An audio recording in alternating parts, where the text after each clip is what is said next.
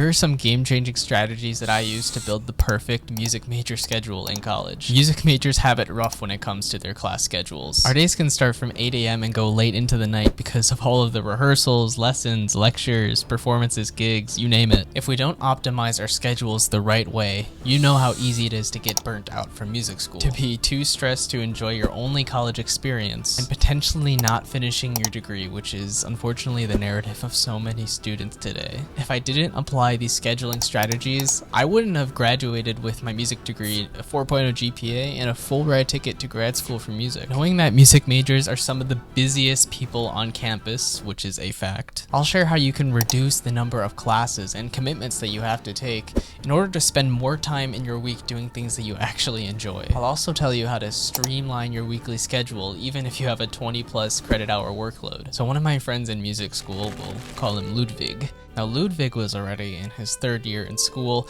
and at the end of that 3rd year, he realized when he looked at his course audit and his transcripts that he had missed a music history course that he was supposed to take last fall. And this meant that he had to delay his graduation date and stay a whole extra year just because he missed that class in his 4-year schedule.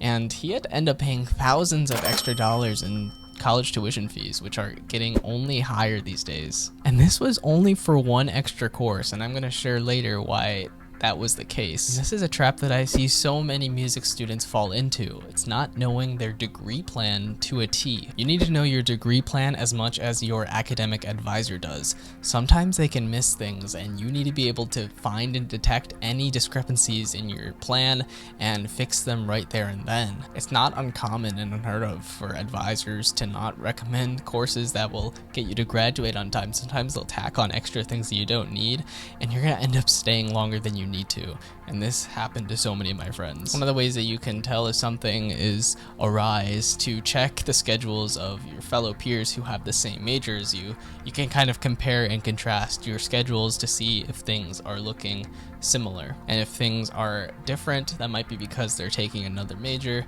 or it can mean that you're missing a class possibly in your schedule. And this is why it's imperative that you have a 4-year plan right from day one so that you can find all the courses that you need to take in order to graduate and you don't miss any classes, which could end up costing you thousands of extra dollars in extra tuition fees. So I'm going to be sharing the 4-year template that I used when I was in music school to graduate on time and to avoid taking any extra courses. I made this template super customizable. You just got to plug in whether you're starting in the fall or spring and then the year, and then all 8 semesters will automatically update based on your starting date. And you can just plug and play the courses that you want to take for all 8 semesters, and you won't believe how stress relieving it is to have it all planned out from day one. In fact, your advisor is going to be so impressed that you have all of this organized and laid out, and it makes your advising session go by way faster. Not only will having this template relieve you from the stress of choosing all the courses each and every semester, which is a recipe for disaster, but having it all laid out is a way that you can avoid any issues that come up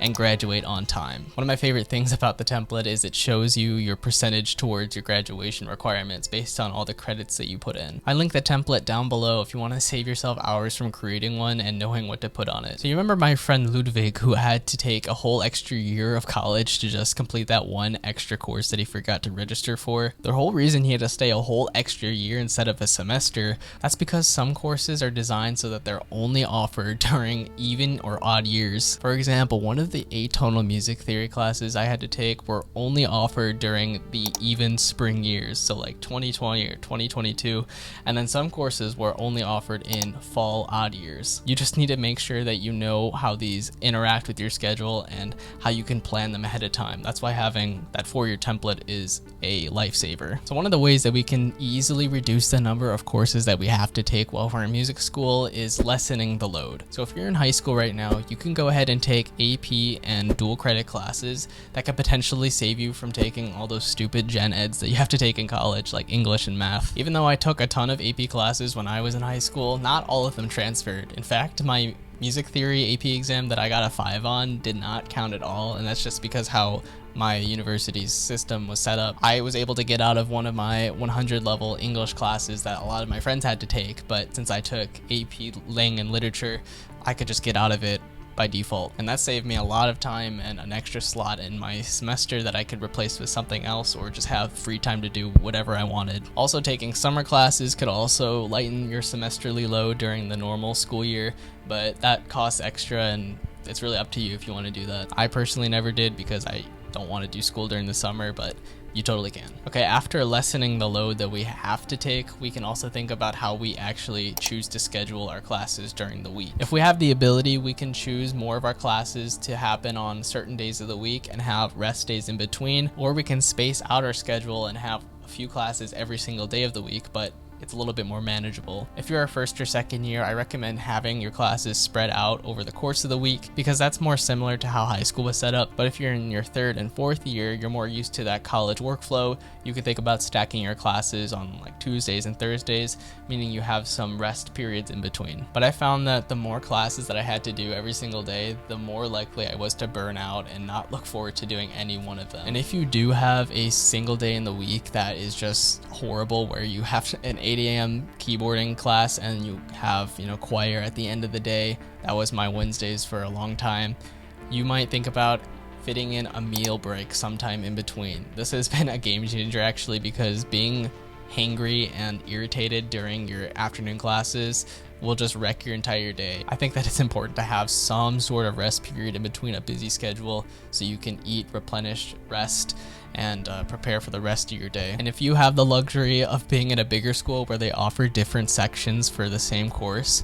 then you can possibly choose the time that you have a certain class and make your schedule fit for you. But at least at my school and a lot of other music schools where there's a little bit of a limited selection, you can't really choose what time that class is offered because it's only offered once. So that's just an important thing to mention. So half of the strategy of building the perfect music major schedule revolves around reducing all these bottlenecks in our time. So what the heck does that mean? I'm not really sure actually. Even if you have a light credit load like I did my senior year, you can still find yourself super stressed out from all the commitments that you have. And of course, we're trying to avoid that repeating loop. One of the easiest things that I did was trying to move all of my applied lessons to either Thursday or Friday. So I had to take both piano lessons and composition lessons when I was in school. And the feeling of going to a Monday lesson after a long weekend of procrastinating was just soul crushing. I don't know what it is, but psychologically having those few days of momentum leading up to a Friday lesson was way more invigorating and motivating to get more work done before then, instead of going into a week starting with a lesson. So if you have the ability, I know it's not possible, I couldn't avoid Monday lessons if I tried, but if you do, opt for those later times in the week. And like I mentioned earlier, we have to optimize our health and well-being as we account for our entire schedule. I know I talked about building in those meal times during those busy days in our week, but we also have to schedule in times for well-being. I'd recommend even putting it in your calendar, like time blocking spots where you can just rest and rejuvenate your energy. If you have a busy week or you can find yourself stressed out during, a busy exam time. As music majors, we have it really hard when it comes to our well-being because we have to do so much all the time with not much in return. So if we don't build in these times of rejuvenation and rest, we're never going to actually do it. There's just so much that we have to do, and we're just going to forget about our well-being. So whether it means going to your campus gym or taking a walk, having some social time with your friends in your dorm, these are just as important as practicing your instrument. And one of the biggest lessons that I got from music school was learning to say no. We are so eager to overcommit to things and to say yes to every single possible musical or non-musical activity that comes up during our college careers. Every single semester in college, I was just completely overwhelmed by the amount of commitments that I chose to take on that weren't required. And I know there's a place for that, and there is a balance to be struck with picking up opportunities to grow and develop as a professional, but saying no would have fixed a lot of those problems for me. And the reason why that's true is because we have a limited amount of available energy that we can give every single day, and we can only give so much energy to those quality activities and commitments that we actually care about. And the more commitments that we take on, that means we have less energy to give to each one of those. So I would just prefer to give 110% into 5 commitments instead of giving, 10% to 100 commitments. Does that math check out? This is why I'm a music major.